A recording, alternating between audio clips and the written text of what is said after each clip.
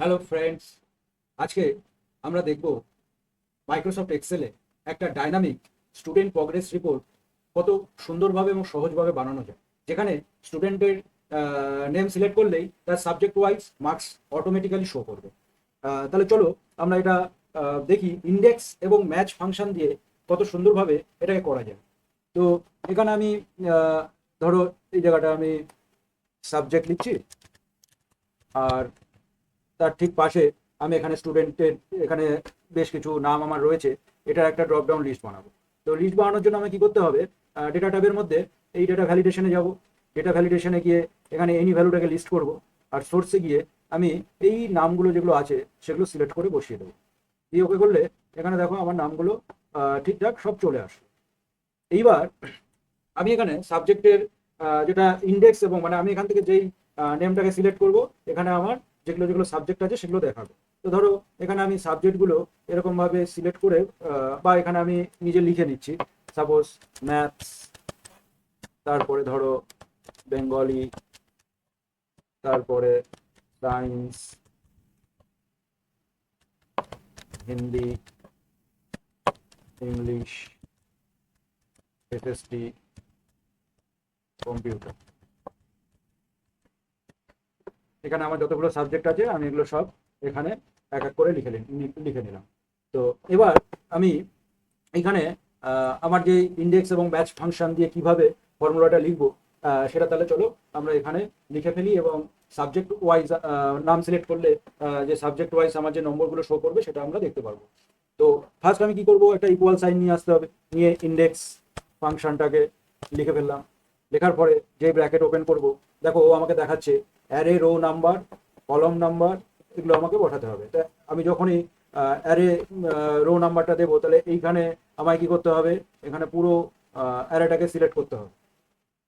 পুরো অ্যারেটাকে আমি এখান থেকে পুরো যতখানি আছে আমি এটাকে সিলেক্ট করে ফেললাম। তো সিলেক্ট করার পরে এখানে আমাকে কি করতে হবে, এখানে আমি একটা কমা দিয়ে দেবো।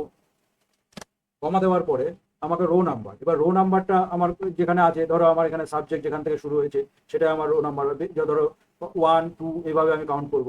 তো আমরা যেরকম ভিলুকআপ যখন করেছিলাম তখন এখানে আমরা নাম্বার দিতাম, এখানে আমরা নাম্বারটা না দিয়ে ম্যাচ ফাংশন ইউজ করবো। তাহলে এখানে আমি ম্যাচ ফাংশনটাকে লিখছি, লিখে এখানে আমি ব্র্যাকেট ওপেন করছি। ব্র্যাকেট ওপেন করার পরে এখানে আমি কি করব, যে আমার যে রো নাম্বারটা আমি চাইছিলাম সেই রো নাম্বারটা এখানে আমি দেবো। তো আমার নাম যে কোথায় আছে, নামটা আমার আছে দেখো পিতে। তাহলে আমি এখান থেকে পিটাকে চুজ করে নিই। তাহলে এখানে P3 যেখানে আমার নেমটা ছিল সেটা আমার চলে আসলো। আসার পরে আমি কি করব, একটা কমা দিয়ে দেবো। দিয়ে এখানে যেখানে আমার নেমগুলো রয়েছে সেই নেমটাকে আমি পুরোটাকে সিলেক্ট করব। তা আমার নেমটা কোথা থেকে আছে, দেখো একদম এটা হচ্ছে কত, C4 থেকে একদম এটা কত, C15। এটা পুরোটাকে তুমি সিলেক্ট করে নাও। এই যেই সিলেক্ট করলে পুরোটা আমার সিলেক্ট হয়ে গেল। তারপরে কি করব, আমি এখানে ম্যাচ টাইপ, ম্যাচ সবসময় ম্যাচ টাইপ আমি 0 করব এক্সাক্ট ম্যাচের জন্য। এই এক্সাক্ট ম্যাচের জন্য আমি এটাকে 0 করলাম, প্যারান্থিসিসটাকে আমি এখানে ক্লোজ করলাম। আর দেখো এগুলো যেগুলো আমার ফিক্স থাকবে সেগুলোকে আমি ডলার দ্বারা ফিক্স করে দেবো। তাহলে এটাকে সিলেক্ট করো, করে F4 কি কিবোর্ড থেকে প্রেস করো। ঠিক সেম ওয়াইজ এটাকেও তুমি ফিক্স করে দাও, তাহলে এগুলো নড়াচড়া করবে না এবং এক জায়গায় ফিক্স হয়ে থাকবে। এবার কি করব, এটা হচ্ছে ফার্স্ট পার্ট গেল। তো ফার্স্ট পার্টে আমরা কি করলাম, টেবিল আরেটাকে পুরো সিলেক্ট করলাম, করে ম্যাচ টাইপে আমি এখান থেকে নেম যেটা সেটা সিলেক্ট করলাম, যেই নামটা আমি চুজ করলে আমার এখানে ভ্যালুটা দেখাবে। এবং এখান থেকে পুরো নামের যেই অরিজিনাল রোটা আছে সেটাকে আমি সেলগুলোকে সিলেক্ট করে দিলাম। এবার সেকেন্ড পার্টে আমাকে করতে হবে কি, এখানে দেখো সেকেন্ড পার্টে এবার আমার কলম, যেখানে কলমে আমি সাবজেক্ট চুজ করলে সাবজেক্টগুলো আমাকে দেখাবে, সেইটাকে আনতে হবে। তো ঠিক আমাকে যেরকম আমি রোতে ম্যাচ ফাংশন ইউজ করেছিলাম, কলমেও ম্যাচ ফাংশন ইউজ করবো। তো কমা দিয়ে এখানেও আমি ম্যাচ ফাংশন ইউজ করছি। তো ম্যাচ ফাংশন ইউজ করার পরে কি করব, ঠিক সেম ওয়াইজ ব্র্যাকেট ওপেন করব। ব্র্যাকেট ওপেন করার পরে কি করব, আমার যেখানে সাবজেক্ট আছে, এবার সাবজেক্ট যেখানে আছে সেটাকে আমার এখান থেকে সিলেক্ট করতে হবে। সাবজেক্টটা কিসে আছে না ওতে, তাহলে তুমি এখানে ও লিখে দাও। এখানে আমি ও লিখে দিলাম। ও লেখার পরে আমাকে ও লেখার সাথে সাথে কি দিতে হবে, যে কোথা থেকে শুরু হচ্ছে সেই জায়গাটাও আমাকে দিতে হবে। আমার এখানে হবে হচ্ছে তোমার O2। O2 এখানে তুমি লিখে দাও।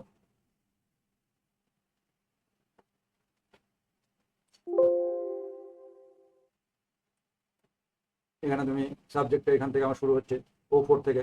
এবার তুমি কমা দিয়ে দিলে, কমা দেওয়ার পরে তুমি কি করবে, তুমি এবার করবে কি, এই জায়গাটা তোমাকে যেখান থেকে পুরো টেবিল আর সিলেক্ট করতে হবে না, জাস্ট তোমার যে সাবজেক্টগুলো আছে, সাবজেক্টগুলো মানে পুরো উপর থেকে তুমি এতটা রেঞ্জ সিলেক্ট করে দিলেই হবে।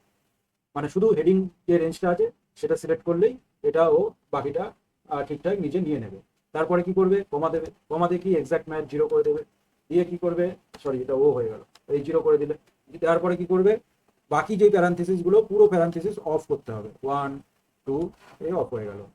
এইবার কি করতে হবে, তার আগে এই এই জিনিসগুলো তোমাকে ফ্রিজ করে দিতে হবে, যেরকম আমরা A4 দ্বারা ডলার সাইন দ্বারা করছি, যাতে যেগুলো আমার নড়াচড়া করার দরকার নেই সেগুলোই। আর এখান থেকে তুমি এটাকেও করে দাও, এই E3টাকে, নেমটাও আমার একই থাকবে, এখানে কিছু দরকার নেই। F4 দ্বারা এটাও তুমি, যেগুলো আমার স্টেডি থাকবে সেগুলো তুমি ডলার দিয়ে অ্যাড করে দিতে পারো। তারপরে এখানে আমি এন্টার যখনই মারবো, দেখো এখান থেকে যখন আমি চুজ করব, দেখো নাম, আহ, আহ, তোমার হচ্ছে নাম যখনই চুজ করছি তখনই কিন্তু আমার নাম্বারটাও চুজ হচ্ছে। এবার আমি যদি এটাকে ড্র্যাগ করে নিচে নিয়ে আসি, বাকি নম্বরগুলো চলে আসবে। এবার এইখানে কেন এরকম হলো, এটা হওয়ার কারণটা হচ্ছে, যেহেতু আমার দেখো বেঙ্গলিটা উপর দিকে ছিল, এবার আমি যদি এইখানে বেঙ্গলি লিখি, এখানে বেঙ্গলি লিখি আর নিচে যদি ম্যাথটাকে নিয়ে আসি,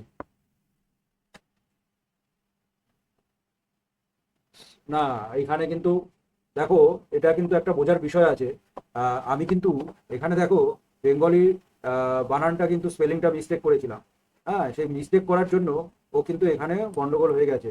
এবার আমি এখানে যদি ঠিক করে দিই, এই বেঙ্গলি এটাকে ঠিক করে দিলাম, তাহলে দেখো আর ও গন্ডগোলটা করবে না। এই জিনিসটা কিন্তু আমাদের মাথায় রাখতে হবে। দেখো এবার চলে আসলো। এবার তুমি যদি মনে করো যে আগের ফর্মে আমি যেরকম উপরে ম্যাথস রেখেছিলাম নিচে বেঙ্গলি রেখেছিলাম, সেটা তুমি এখানে কিন্তু করতেই পারো। কিভাবে করতে পারো দেখো, তাহলে কিন্তু তাতে কোনো অসুবিধা নেই। কিন্তু আমার ওখানে নট অ্যাপ্লিকেবল কেন দেখাচ্ছিল বলো তো, যেহেতু আমি স্পেলিং মিস্টেক করে গেছিলাম। আমি কিন্তু আমার টেবিলে স্পেলিংটা মিস্টেক করার জন্য কিন্তু আমাকে এখানেও নট অ্যাপ্লিকেবল এন অবলিক এটা দেখাচ্ছিল। এবার দেখো আমি যখন এখান থেকে নাম চুজ করছি, দিয়ে এবার ধরো আমি স্বরূপের পুরো রেজাল্টটা দেখবো। এবার এখান থেকে তুমি স্বরূপকে সিলেক্ট করে দেখো ঠিকঠাক দিয়েছে কিনা। স্বরূপের ম্যাথে আছে 89 89, বেঙ্গলিতে আছে 69, বেঙ্গলিতে 69, সায়েন্সে 72, সায়েন্সে 72, হিন্দিতে 90, হিন্দিতে 90, ইংলিশে 88, ইংলিশে 88, তারপরে এসএসটিতে 92, এসএসটিতে 92, কম্পিউটারে 60%। তার মানে কি আমি যখনই এগুলো চুজ করছি ও কিন্তু ঠিকঠাক দেখাবে। এবং ভিলুকপের থেকেও খুব ভালো কাজ করে কিন্তু এই ইন্ডেক্স অ্যান্ড ম্যাচ ফাংশন। এটা যদি তোমরা, আমি আমার ক্লাসে ভিলুকপও দেখিয়েছি, বিরাট ডেটার মধ্যে থেকে ভিলুকপ কিভাবে সিলেক্ট করতে হয় বা ভিলুকপ ফাংশন কিভাবে কাজ করে, সেটা আমি আমার ডেসক্রিপশন বক্সে দিয়ে দেবো। ভিডিওটা তোমরা চাইলে দেখতে পারো, যে লার্জ ডেটার মধ্যে ভিলুকপ কিভাবে কাজ করে। এবং ইন্ডেক্স ম্যাচ ফাংশন দিয়েও আমরা কত সুন্দর এটাকে কিন্তু জানতে পারলাম। তো এই হলো ইন্ডেক্স ম্যাচ ফাংশন। ঠিক এইভাবেই তোমাদের ফর্মুলাটা লিখতে হবে। এবং এই ছিল আজকের ভিডিও। ভিডিওটা ভালো লাগলে একটা লাইক করে দিও। ধন্যবাদ।